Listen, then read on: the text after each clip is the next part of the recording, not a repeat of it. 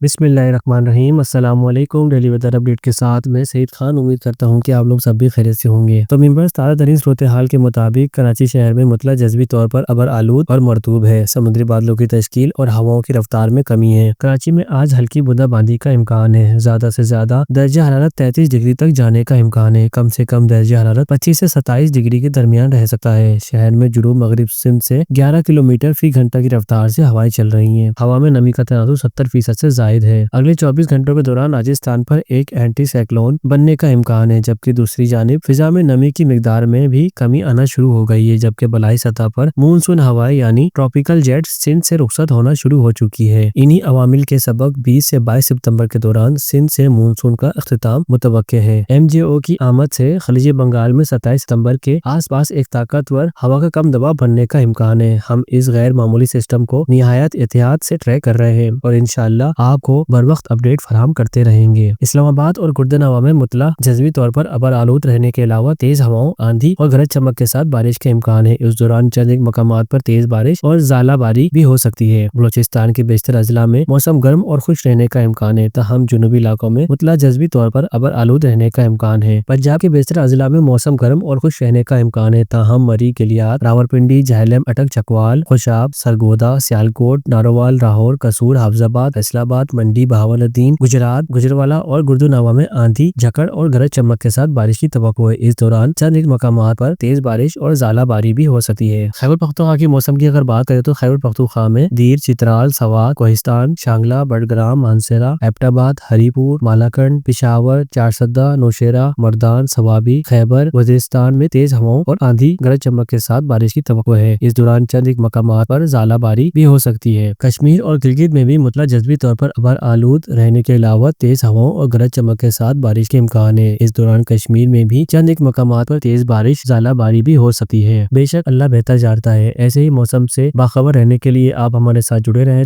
ملتے ہیں next video میں، جب تک کہ دیجیے اجازت، اللہ حافظ۔